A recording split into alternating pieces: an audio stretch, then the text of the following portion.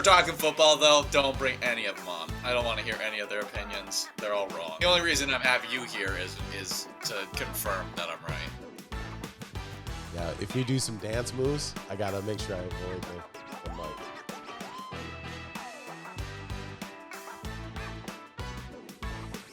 Hello and welcome to the Ruggles Round Up. This is our section of the Elevated Mission podcast where we get into all things sports and just our random opinions. And I'm just really here to verify that Ian's right about all of his sports takes. So we'll just jump into it right away. Ian, good to have you here again today. Yeah, I'm glad to be here. It's always fun coming out for the Ruggles Roundup, and it's fun. We get to talk a bunch about NFL action, and we could start off with talking about MVP race, as that's really heating up in the end portions of this season. We got some front runners that are really looking good to win that award, and then some guys that are sitting in the back that maybe if they have a hot few weeks, they could push themselves up. I feel like this year more than most years, like someone getting hot at the end of the season could actually take this award that, you know, a lot of times by this point, someone's so far out in front, you know, like they're on pace for 50 touchdowns and they've just been tearing it up. Their team, you know, has got very few losses on the season and they're just going to take this award and you just almost can't stop it. But I feel like it's kind of up in the air this year. Yeah, it is. It is much more up in the air than it is probably been in past years. I think one guy that you can probably say statistically might be running away with it, Dak Prescott. He's been statistically really fantastic this year. You got 70% completion percentage, which is ridiculous. He's 26 touchdowns to 6 interceptions, already over 3,000 yards. He's on pace for some pretty insane stats this year, and that touchdown to interception ratio is looking great as well. And I mean, whenever you get into that 70% mark, you start getting into that elite category. And so Dak Prescott statistically is my guy right now that I'm really watching for that MVP category. But obviously, I think it's much more than just stats, as a lot of that can go with, you know, teammates, how good your team is around you. We're talking about the most valuable person to a team. And so, you know, that can change the argument. Absolutely. And here's an interesting thing about Dak on that is his stats have actually gotten better this year with Kellen Moore moving on to the Chargers. I don't think anybody was predicting that. I think Kellen Moore coming into the season was one of those hot OCs that everyone's like, when's he going to get his head coaching job? And may have actually cooled off a little bit with what's happened with the Chargers and what's happening with Dak and Cowboys in his absence. That's going on to a totally different topic, but let's stay with Dak. And you said he's the statistical leader for you. And he's not just a good statistical guy. He's great in the locker room, great in the community. He's a good guy. Like, it's hard to root against Dak, you know, easy to root against the Cowboys for me, but hard to root against Dak. But who's that other guy that's not just the stats guy? Who's your guy that just like, I just like how his invaluableness to the team? Oh, the guy that I love his invaluableness to the team has to be the rookie quarterback CJ Stroud. I mean, that is Oh, the wow. guy Yeah. that's the hot take pick. I mean, he would be a long stretch for him to win the MVP. He's right now 10th in Vegas odds for it. But if you tell me there is any other player that has made a bigger impact than what CJ Stroud has made on that Houston team, I would like show me where, as that it's been night and day for that team. That offense was nothing last year, and now this year you have a pass game that's one of the best in the NFL. You got a run game that can kind of attack it at times, as CJ Stroud really just is playing point guard, getting it out to guys that weren't expected to be good wide receivers, like Nico Collins, Tank Dell, a later round wide receiver. Even though I like the way he played, I think, you know, you don't expect him to become a number one guy on an NFL squad, and he's made it work, and they may even make the playoffs. If they do, he's kind of that guy that I go, yeah, how do you not have him up there as one of your top 3 guys for that MVP conversation? Yeah, I love what CJ Stroud is doing there with the Texans. Amazing. He's not only MVP to the Texans, he's MVP to every future Ohio State quarterback. It looked like that was a black hole. Like when you drafted an Ohio State quarterback, you were just wasting a pick, you know? And now he's made that a viable option to actually draft a Ohio State quarterback. He looks so good. I mean, we saw it in that bowl game against Georgia last year in the playoffs, but man, I didn't expect quite this, and just been great. He's been out there with his faith. He's just really kind of that stand-up guy, and he's taken leadership of this team. Love what CJ Stroud's doing, but boy, it's hard for me to give a rookie the MVP. Yeah, so I lean a little more Dak. He's put in the work. He's put in the time. You know, the other guy that people are talking about, and it's only in his second year, and he was Mr. Irrelevant last year, is there's a lot of conversation about Brock Purdy and what he's doing with the 49ers. He's put in a heck of a performance. He had a 3-week stretch where you're kind of like, oh, maybe the wheels have come off. Maybe the defense has figured them out. But now he's back. He's performing at a high level. He's got, I think, the highest completion rate in over 10-yard throws. So he's not just a game manager. He's not just dinking and dunking it down the field. He's taking those shots at the right time. He threw that one shot. I don't know when that was. Was that a couple weeks ago where he threw a cross field and just kind of like I think it was lucky that that they came up with the reception on that. But he's willing to take those risks. So, you know, you gotta like the guy like that. Oh, the concept that Brock Purdy is some pocket passing, quarterback that plays similar to the Case Keenums of the world is a fallacy, as he is one of those guys that likes to whip it around. He likes to tuck it. He likes to tuck it in and take his shoulder into a guy to get the first down. He's not a guy that plays it safe in those games, and that's one of the pieces why I really enjoy him over a Jimmy Garoppolo type, as he brings much of that Jimmy Garoppolo style of play, but Yeah. then goes and out there, it goes and he'll use his legs to get those first downs. He'll make those big time throws where you're like, wow, that was a bit of a risk, but he's trusting his athletes like Brandon Ayuk, Debo Samuels, who are really good players, to go make plays, and it's worked out as he's completed 70% of his passes this year. He's already over 3,000 yards, 23 touchdowns to 6 interceptions. He's looked really good. Yeah, I mean, it's hard to deny what he's doing there in his second year in San Francisco, but they've got a great system. They're definitely quarterback friendly with how they play the game, which is that's not his fault. That's a good thing, right? So I'm not opposed to that. I think Dak's probably a little more deserving, got the years behind him, doing it right after he just lost his OC, like what he's got going on there, you know, this year, this season. And we got our traditional guys that we think of year in and year out for this award, really not putting up the numbers that they normally do, right? Patrick Mahomes doesn't really look like that guy there.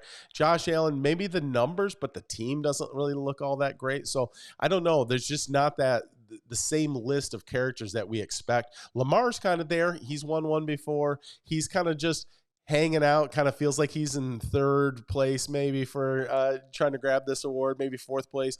But and so you don't know if he finishes out the season really strong. The Ravens look really good going in the playoffs. He could come away with it. But I really like where Dak's at on this thing. Yeah, I think the guy that could steal it away from Dak is the Lamar Jackson, as he's a guy that can really put up those incredible stats, rushing, passing, and be an entire offensive system in himself. And probably the only player in the NFL that can be at that level of just dominance at every aspect of the game. Yeah, Patrick Mahomes, obviously, he's always in that kind of conversation just because he's the best player on a team that you're always worried about winning the Super Bowl. for sure. Jalen Hurts, he kind of lands in that same category as Brock Purdy with me, as they're both guys that are really, really good players and they play great within their systems. And maybe Jalen Hurts not as huge statistically because they run more of a system to eat up play time, and they try and make their drives take, entire quarters as they drive down the field. And so they like winning their games by 14 points and making it a defensive masterclass. And Jalen Hurts does a great job within that system doing that kind of thing. And so I think Brock Purdy and him kind of land in like coach aided category for me, Yeah. where Dak Prescott, Lamar Jackson, even you got like CJ Stroud, like I mentioned earlier. Yeah. I think those guys are kind of rising above the coaching, above the players they're surrounded by, and doing some really impressive things. Yeah, that's 100% true. I think that Jalen Hurts is my guy. Like, okay, I'm going to send a guy out to go talk to the press at the podium. Yeah, Jalen Hurts is my first guy. Yeah, I'm going to send out a quarterback to enter this squat challenge. Yeah, Jalen Hurts is my guy. But as far as, is he the best quarterback? Is he the most valuable player to his team? I think maybe that offensive line is the most valuable player to that offense. They just are road graders. They can, you start off, it's 1st and 9 every time, because if it gets down to 4th down, there's no doubt they're going to be able to get 1 yard. And so you're playing 4 down football, and it's just that's the difference for those Eagles right now, it feels like, this year. And so, yeah, it's hard to give Jalen Hurts that award, even though I'm a big Jalen Hurts fan, like, just like the way he is, like him in the locker room, like his leadership. But he's not the difference in that team. Now, you definitely can do a lot worse than Jalen Hurts. I like him if he's my quarterback, for sure. So you can win Super Bowls with Jalen Hurts, that's for Yeah. sure. Yeah. He's a great quarterback, but I think there's definitely a lot of arguments for a bunch of these quarterbacks. Now let's remove quarterbacks from the conversation in this MVP talk, as Yeah. it's a quarterback award, offensive award, but mostly quarterback award. And Right. so let's talk about those guys that are outside of the quarterback position that are competing for it. I think the top two guys that even snuck themselves into the Vegas top tens were Tyreek Hill and Christian McCaffrey. Two super fun players, dynamic. You can utilize them in so many different ways in your offense, whether it's running the football, it's catching the football. And I mean, the explosiveness of Tyreek Hill is one of the most unprecedented things that we have in the NFL today. I mean, it's just amazing, the explosion that this guy has. Like, literally, you say, okay, just give me the best DB you want to put on anybody in the NFL. You slap him in front of him, and Tyreek seems like he's going to get a 5 to 10 yard push off of that guy somewhere down the field. And just because of his explosiveness is just amazing. And then you talk about a perfect pairing, coach and player, with him having McDaniels out there to help him use all of that speed, getting him into motion so he has running starts to be able to utilize all of his talent.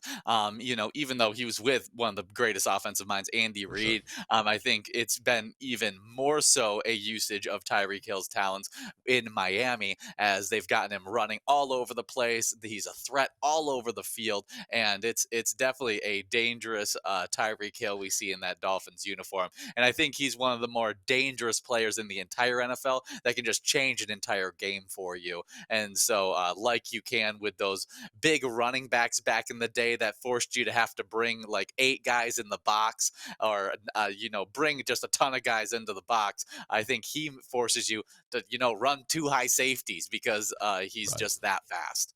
Absolutely. Well, I love watching this Miami offense, because it's like they're playing Canadian football, they're playing arena football, and the rest of the league's playing NFL football. Like, there's just players moving pre-snap, just things flowing, everything's going all over the place, and they're just having a fun time. Maybe it's flag football. I don't know what they're playing out there, but it's sure fun to watch. And it's a lot of aspects that us as coaches in the past ourselves, it's a lot of the concepts that we've used. And I mean, it allows players to be able to get up to full speed, while the other, the defensive player is sitting there and has to work up to that speed. So if you've got a fast guy like Tyreek Hill, almost unguardable at that point. And Mike McDaniels, I give him all the credit in the world, utilizing his talent in a special way. But Tyreek is probably the most explosive player on the offensive side of the ball, where you go, this is almost an unguardable, unstoppable thing. And like you said to me off air, the only reason he, doesn't get classified even above these quarterbacks is because he's still dependent on a quarterback getting the ball into his hands. Oh, absolutely. I think you could kind of go for the same argument of Christian McCaffrey. He's one of the best running backs in the entire NFL, if not the best running back in the entire NFL, and he's paired himself up with the perfect coach in in Shanahan, and that Shanahan is a guy that is there's no one better at scheming up a top tier run game for their running back than Shanahan. And so they Right. pair those two together. They are game changing duo, and it makes Christian McCaffrey a guy that can, be in that MVP conversation because they become so unstoppable with those perfect pairings of player coach. Yeah, absolutely. No, you don't know how they're going to attack you with Christian McCaffrey on any given play. So you just the defense is always in like their eyes are shifting all over the place, going, what's going to happen here? How are they going to utilize him? Where are they going to move him? And they have enough other weapons with Debo Samuels and other players out there that you have to be conscious of them as well. So it just creates a tough situation. And in Brock Purdy, as we already talked about with the quarterbacks, he's doing a great job at distributing that ball, getting in the right spots. So, I mean, I wouldn't want to have to be playing defense against that San Francisco 49ers team. If they're healthy, I think I talked about this in the last podcast, but if the 49ers are healthy, they're almost the most unstoppable force with just a crazy good defense and that offense just coming at you in so many ways. Yeah, it's tough to stop. Well, definitely some fun MVP talk there. Let's move on to defensive talk because the MVP is pretty much all offense. And Yeah. let's talk about the NFL Defensive Player of the Year because that's a really fun conversation as well. I think it gets a lot more intense there as there's quite a few players at the top of there as it's kind of a three-man race, I would say, that's Yeah. going down, and then it drops off after that as some of those guys could sneak in, but it really does feel like a three-man race as it felt like a three-man race for the past 3 years, I Yeah, think, between these three guys. yeah, it really has been. It's been staying right there with those three guys. And I'll tell you what, kind of the headliner for me right now this year has been Myles Garrett. If Tyreek Hill is that unstoppable force on the offensive side of the ball, I feel like he is that on the defensive side of the ball. There's just no good way to block this Freak-A-Zoid. I mean, he is just going to come at you. He's fast, he's big, he's strong, he's explosive. If I put him on an NBA court, I think that they're having a hard time guarding him from scoring, driving into the lane. I mean, he's just that kind of an athlete. He's crazy. Oh yeah, and then if you're going to compare Myles Garrett to the Freakazoid Tyreek Hill, I'll compare Micah Parsons to Christian McCaffrey because he just gets put everywhere on the field. You don't know where he's going to attack, whether he's going to blitz from the inside, either going to just stick him on the edge against your tackle all day long, just causing havoc that way. You really don't know offensively what kind of blocking scheme you're going to come up with for Micah Parsons, as he can be just put all over the field and attack you in so many different ways. And so I think Micah Parsons is a really up there with me as well. I think, but it's between, in my opinion, I think it's between him and Myles Garrett as that defensive player of the year. Myles Garrett, I mean, that Browns team has been winning on the backs of their defense. Oh my So goodness. I lean a little bit with you, Myles Garrett, as my defensive player of the year at this point, just because of how much they've been leaning on that defense. And Myles Garrett has been one of the sole just bright spots of that Browns team. No, absolutely. But I do love Micah Parsons. I mean, he's put his hand in the dirt a lot more often this year than he has in years past, where they were really moving him everywhere. And I feel like he's playing more that true outside linebacker DN type role versus kind of this. I don't even know what you'd call that role they had him in before. It was just like you don't know. You just don't know where he's going to Yeah. be. But they'll still throw that out every once in a while. And what a talent! Just amazing. But yeah, I'm leaning with you because I don't think the Browns are even in the conversation of a playoff spot if it isn't for Myles Garrett. Like he is just taken this team and said, I know we basically have nobody on the offensive side of the ball really able to score a lot of points. So we're going to do something over here with the defense and we're just going to shut the other team down. And so, yeah, just I'm impressed with what he's done over there. We'll see. And then TJ Watt obviously is that other guy that you just got to go, okay, he's just that dude, right? And so he's always going to be in that conversation.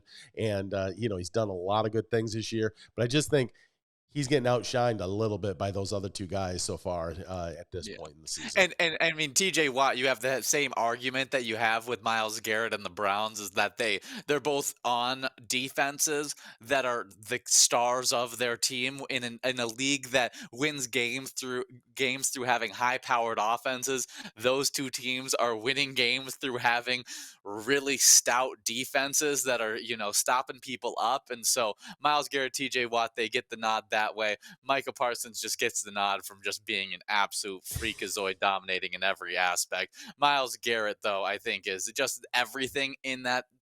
You talk about what the good things about Micah Parsons and the good things about TJ Watt, and I think it all comes together when you talk about Myles Garrett, of a guy that's had to carry his team, a guy that's a freakazoid athletically that you can move from D tackle to D end to outside linebacker, and he can do it at all a high level. He's definitely my front runner. Yeah, and he's also the first guy off the bus kind of guy, right? Like you just want the other team to take a look at that dude when he's walking into the stadium. Go, hey, we got him. He's on the team, so you're gonna have to deal with that all day. So yeah, welcome to the game. Yeah, I think so. I think let's talk about some of those guys that could sneak in. I love Okay. Max Crosby for the Raiders. Oh, I think fun he's a athlete. really great player. I don't know how you don't like him. He just comes out there and he just plays some good football. He's good at run stopping. He gets after the quarterback at a high level. He doesn't do it in a super flashy way, but he does it he's got these great pass moves, a really nice spin move that he has added in there, and I root for the small college guy, as I think he came out of Eastern Michigan, and Yep. so I root for Max Crosby. Absolutely, and well, and he doesn't he feel like if you just removed him from right now and you put him back on the Madden Raiders teams, like he would fit perfectly in with those guys. Like, I mean, he's just part of that, like that type of crew. I mean, he's got tattoos everywhere. Doesn't seem to care about anything, but he's going to go out there and just produce. And he doesn't even look like, I mean, he might be hitting the weight room hard, but he doesn't look like your traditional muscled up, defensive end that you're used to seeing nowadays in the NFL. He just long and just coming at you, and you're just like, I don't know how to stop this dude. He's Yeah, just yeah, absolutely a no, great player. he's that uncle in backyard football that gives you that one arm to the chest, and you're like, "Wow, what was that?" It's you're like, I just thought you were Tub."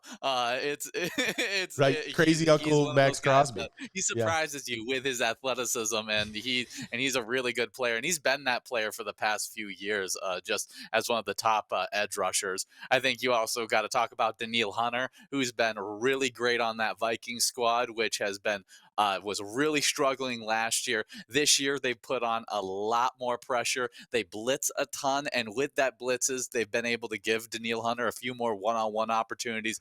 And with those one-on-one opportunities, he's now somewhere in the top five NBA, NFL sack leaders, Yep. and so really good player there.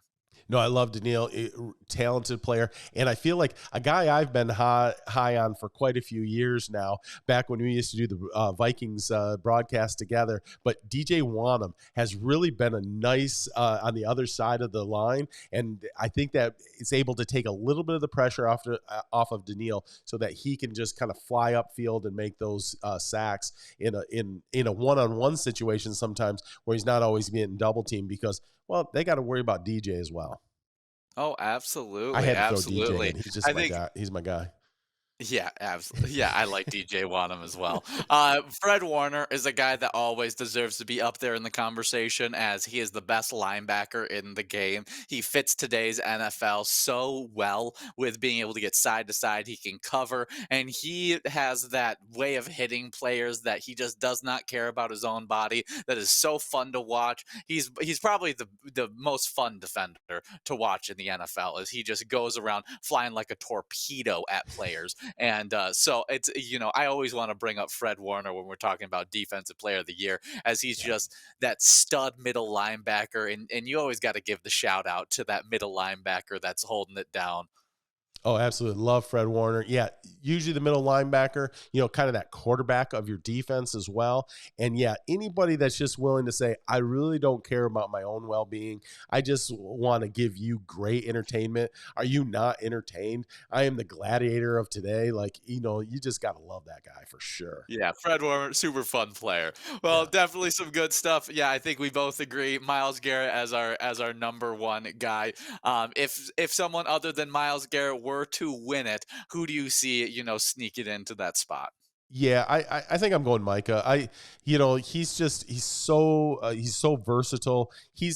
Yeah. I mean, when is he not the best player on the field? When he steps on the field, it's hard to go against that. And I just feel like TJ's had a great season, but it hasn't sparked like in maybe last couple of seasons for him this year. Yeah, I'll go with the guy that we haven't even brought up yet, Darren Bland for the Cowboys. He's been playing Oh, some really good DB yeah, he play is. alongside a really good defense. He's been able to make a lot of those big plays as he's gotten targeted quite a bit with how much talent they have just spread across the board. And in those big plays he's shined. And so I'll give Darren Bland as if he keeps on shining, he could win the award. Yeah, shout out to that Dallas Cowboy coaching staff. They've done a nice job all year long, both defense and offensively. And I think we talked about this on the last podcast. Teams with 7 or more blowouts during the season have won the Super Bowl in the last like 5 to 10 years. And so Cowboys are one of those teams. Watch for them to get hot around playoff time and see what they can do. 49ers being another one of those teams. That's a classic. The old Cowboys versus 49ers in like the NFC Championship type thing. That makes me think of Steve Young and trying to get over that hump after, Joe Montana has left Candlestick Park. And that would be fun, and as long as the 49ers win, I'm good.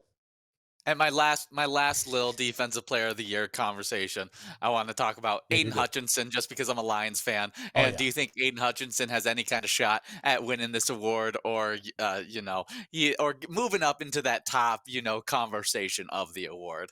I think absolutely not, but I do love him as a player. Just a great player. I'm excited about him. I love so far of his career, just been the development. The way he's able to get from the defensive end position some interceptions.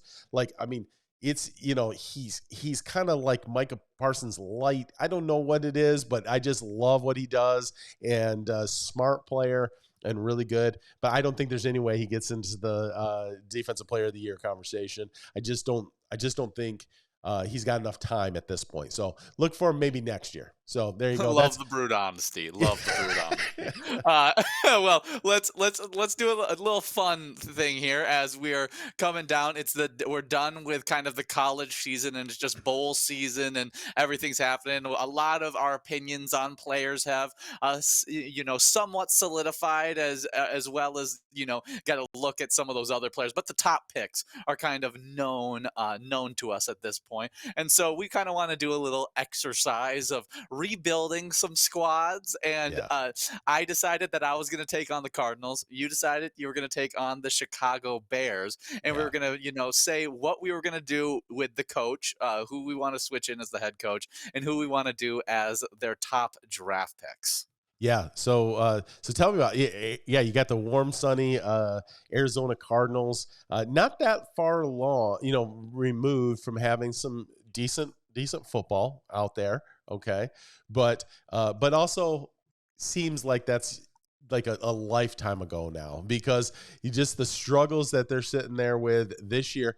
Josh Dobbs had some nice games early on, coming in relief for Kyler, and then obviously then getting traded to the Vikings. But Kyler's looked good as he's come back in there. But what are you going to do coaching wise? What do you see happening with Kyler? There's been a lot of talk about him not maybe being that super study guy, but you also have talk about the greatest Texas football player people have ever seen, what he did at the college level, and then what he's done in parts of seasons while he's been in the NFL, and kind of got a tough, in my opinion, slate with the coaches he's been handcuffed with so far. Yeah, I'm not one to go against Kyler. I think he's fit for this kind of NFL of today. You ask me 10 years ago, I say no way. But he is definitely one of those guys that I think can be a great player. I don't question the work ethic as much as other people do, as I just don't think you get drafted in the first round of two professional sports leagues without knowing how to work hard. And Yeah. so I want to see him around a good culture, good coaching staff, and see what kind of Kyler Murray you get out of that. And so I definitely am one to with those top picks. I don't think you're going to see me take a quarterback in those top picks. I think I'm going to ride with Kyler and Okay. take and look for the coach to really make that difference, as well as maybe put some talent around him to Okay. aid in his progression.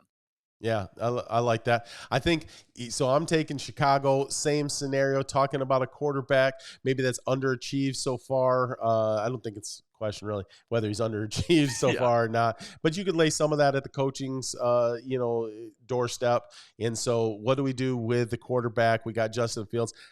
I'm selling on this one here. I'm going to say, I'm going to see what I can get. What kind of picks? Is there a coach out there that maybe still believes in the talent? I think he's got a lot of talent. I'd love to see him sit behind a veteran quarterback for a little while, but probably not in the room in Chicago, right? He's just, it's not the right place for him to hang out. Go sit behind a wily veteran somewhere, and we're going to see what kind of picks we can get, for that. Maybe we can get a second and a fourth rounder or something. I don't know what we can get for Justin Fields, but I'll take some of those picks, and then I'm going to reinvest that probably into my offensive line. Going to try to be able to get some protection up front for whoever that next quarterback may be, and see if we can pick up a first round quarterback. If we can't, let's see what free agency gives us as far as what kind of quarterbacks can we get, maybe that are trying to find a new home out there, leaving their current situation.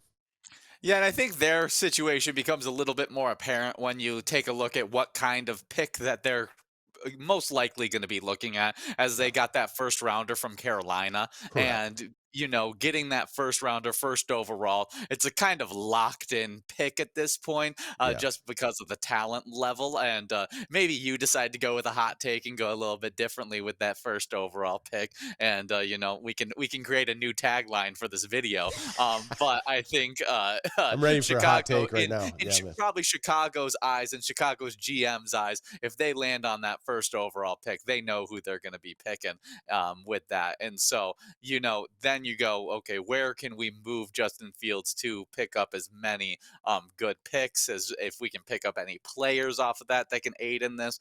It's a big question mark there. So let's start off with, who would you think would be the right fit for this coaching staff, as you got some offensive talent. You're saying you want to bring in a new quarterback into that system. You got some defensive pieces that actually look decent out there, but the offense doesn't help them in any way.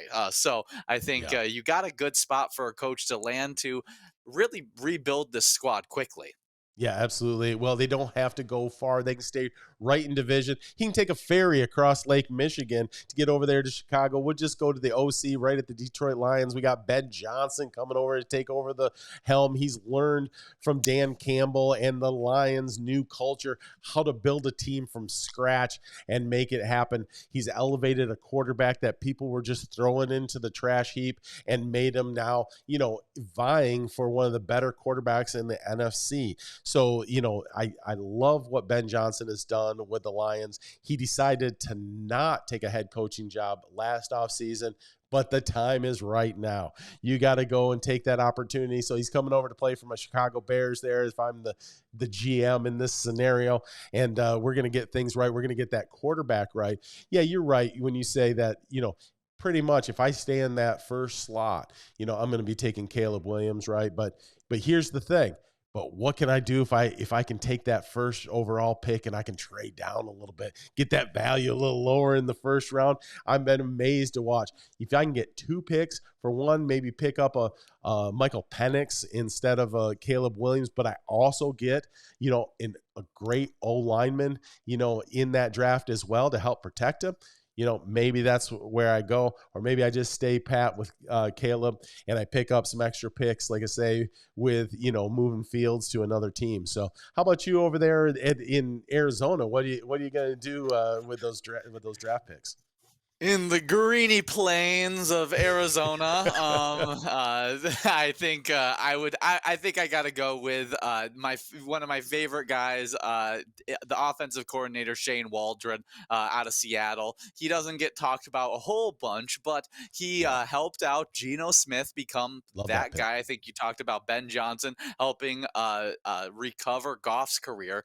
Right. Even more so, Shane Waldron has absolutely 360 Geno Smith's Oh, career, and they've amazing. become a really good offense. They're a very different offense than those previous Pete Carroll offenses that we saw with Russell Wilson, as they're not that same run first. They pass the ball around. They're definitely more modern day than what the previous offenses had looked like, and so I like him. I think he runs a good offense that kind of takes pieces from some of the offenses that I enjoy, like McVay's and Pete Carroll's offense, as they're both run heavy offenses that do great stuff from the action game. And I think if that's a great place to be at. And so he's coached under Bill Belichick, McVay, and Pete Carroll, and I think those are some great guys to take pieces from and prepare you to become an NFL head coach. Yeah, no, I love that pick on the coach for you. Now, what do you think he's going to do in that first round? What do the Seahawks? What does he learn the lessons with what Seahawks do? They do a nice job with the draft. I like how they handle that. What does he learn? He's going to take over to the Cardinals. Yeah, I mean, I think one thing that you learned going there is that get the Freak-A-Zoids. They love themselves some guys that are some combine freaks. The bigger, the better. They got DK Metcalf. They went out there and picked up other Freakazoid athletes like Tariq Woolen in the past draft that was an absolute freak combine wise, but had some questions as a DB, and then came out as a rookie, played really good, and has had a decent second year.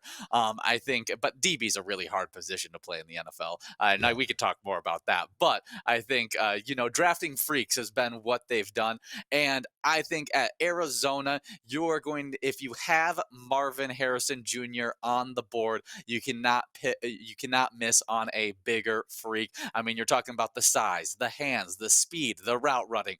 Everything is a check mark on your box, and you want a 100%. guy that can be a consistent receiving threat for you, trying to revamp Kyler Murray's career.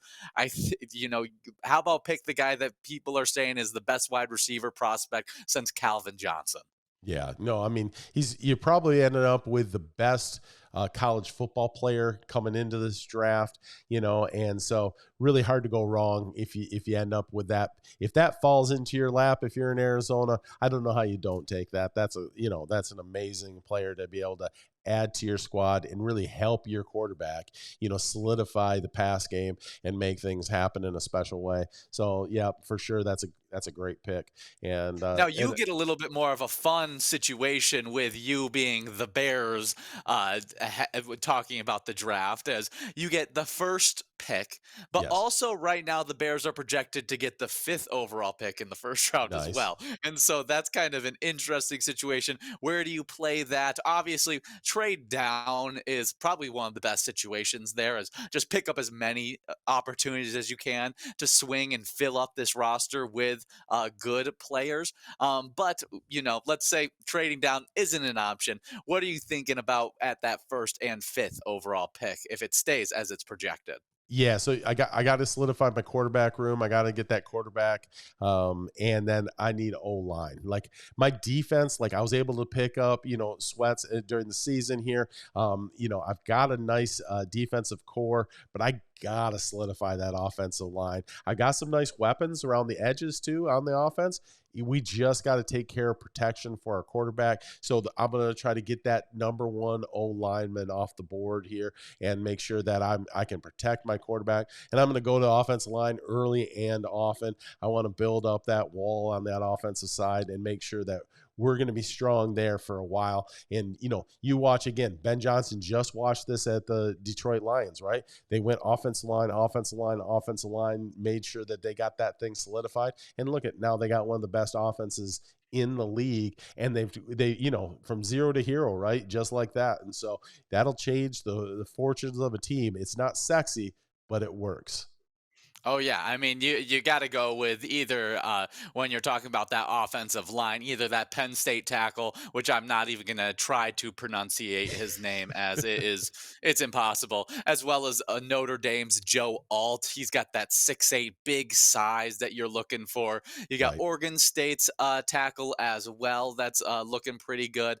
Those are kind of the top three guys in that class. I'm a big Joe Alt guy, as I like the size that he brings at that 6'8" frame, and Yep. he's got that feet as well. As you look at you want to see that mixture of size and feet, and he's kind of got that for me. And so I'm a big fan of Joe Alt, but I think also Penn State tackle is a great pick for the Bears as well if you're selecting at that at 5.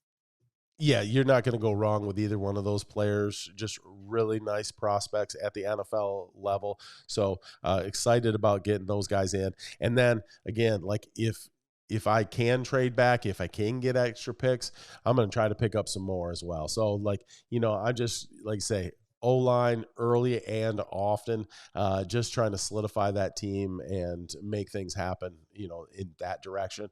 Maybe, in the second round, I'm going to pick up some more defensive and offensive pieces just to secure things out. But like, I just feel like there's a singular focus in a lot of ways there with the Bears on getting that line right. Oh, absolutely. I completely agree. And even if when I'm talking about these top picks for Arizona, I may even try and sneak in because this may be an all-time QB draft that we're heading into Mhm. this upcoming year. As there's a lot of guys that I think could be picked up, really, really good players. If I have an opportunity to pick up, if a Ewers drops into the third round for me as the Cardinals, I can sit him behind Kyler Murray for a year, let him figure out what he's doing in the NFL, and let that arm talent really develop. I think Ewers is a guy that has an opportunity like that. A JJ McCarthy out of Michigan, if he slips down past into the third round or past the third round, a Shador Sanders, any of those guys slip past into the third round or later. Those are the kinds of guys that I would love to pick up as a Cardinals coach and develop them under Kyler as kind of that backup safety for myself, kind of like what Jalen Hurts was for Carson Wentz Yep. before they replaced Carson Wentz. Yeah, absolutely. We see the Eagles did that. Even the Lions did that behind Jared Goff with getting Hooker out of Tennessee. He had the injury. Now he's getting back. He's actually started practicing. And so we'll see how that works out, if that's a nice little safety behind Jared Goff for the Lions. But also, I like that. I like that move. I think some of those guys, like, I really like JJ coming up, and he runs a 4.4 40. Like a lot of people don't realize that. Like really athletic. That's a nice fit behind Kyler to be able to have a bigger version of what a lot of things Kyler Murray does. If Kyler goes down, or if you have to lose him in a free agency type of situation, and maybe he can replicate some of what he's doing while he's developing behind him. So I Oh like yeah, that thought a lot. I think honestly, JJ McCarthy, if you decide Bears as well to not draft a quarterback with that first overall pick, and you say I want to trade back a little bit, pick up more picks, and you pick up a JJ McCarthy in those later rounds, late second, early third, or even if you can get it later third round at best, you can pick up a JJ McCarthy that can go sit behind Justin Fields, develop a little bit. He brings a lot of those similar athletic characteristics of that Yep. big, speedy guy that can get out on the perimeter and pick up first downs with his legs and then launch it 75 yards down the field. And you may end up with a better quarterback when it's all said and done with JJ McCarthy developing. Yeah, I like that. I mean, if you say, okay, I'm gonna, focus on the O line like we were talking about. I'm gonna keep Fields in the mix for right now. Let's see what he does with a good offensive scheme under Ben Johnson. good offensive line, maybe young, but we're developing because maybe we'll even pick up in the offseason some veteran offensive linemen that can just help fill in those gaps as well as those young, talented O linemen that we're going to pick up in the draft and then let Fields, but then, like you say, pick up a JJ McCarthy to come in a later round and sit behind there and like maybe he passes up Fields, maybe you still get that opportunity to trade Fields down the road because you see in practice, oh, McCarthy's more than what was predicted coming into this thing. And I got myself a little revamping of the Tom Brady story, a new Michigan quarterback that's going to go on a little run. No one can predict that, the greatest of all time there. But you never know what can happen in super talented young men. It's fun to talk about all these draft picks because it's the hope, right? For these bad teams like the Cardinals, the Bears, these guys that are struggling right now, you go, could we get our CJ Stroud, right? Like the Texans, you're in a bad situation. You bring in that quarterback and everything looks different.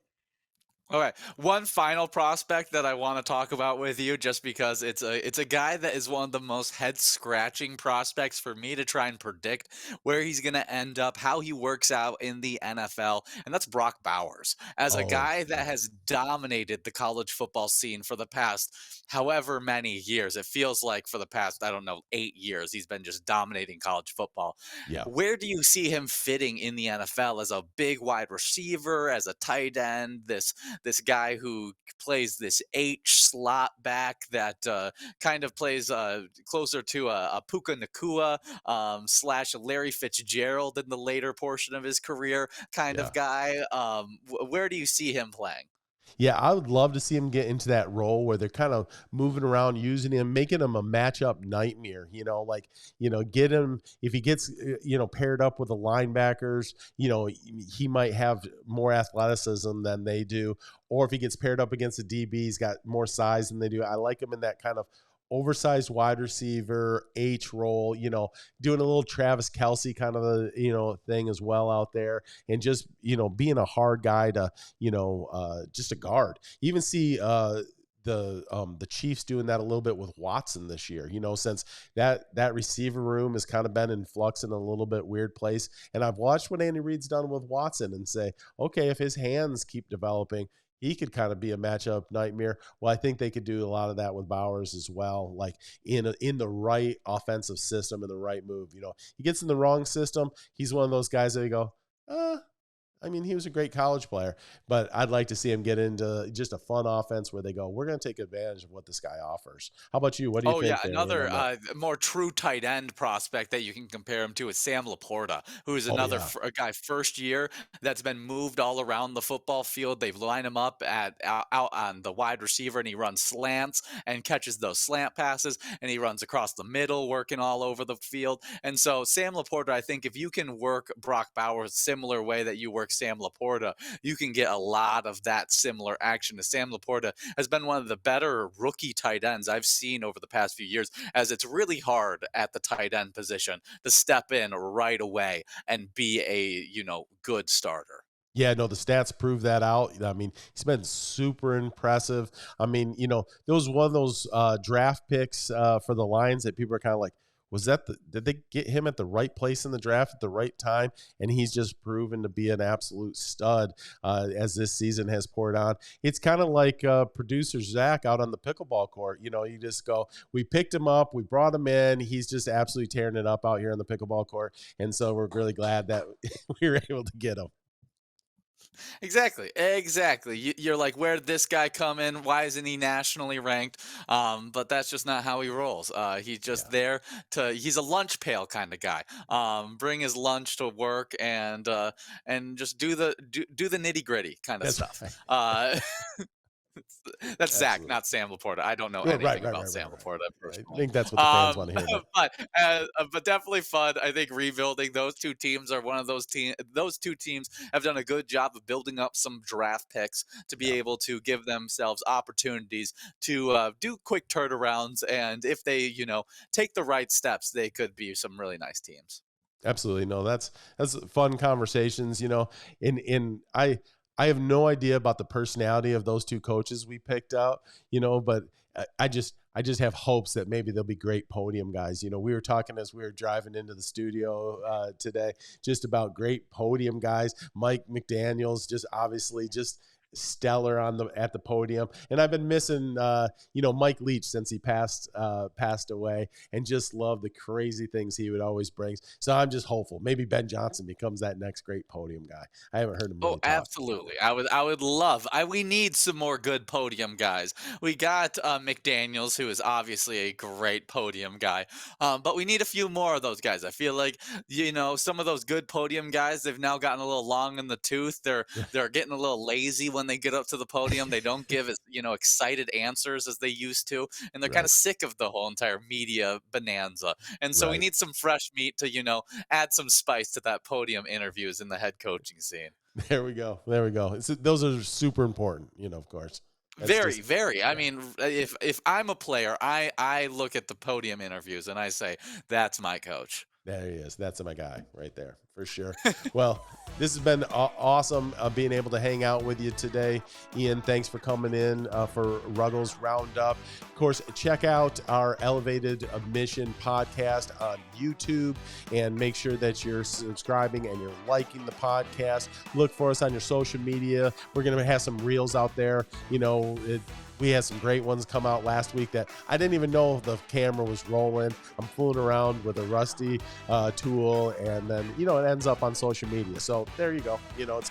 We'll see what happens this next week, but great hanging out with you, Ian. Thanks for listening, and we'll see you guys soon.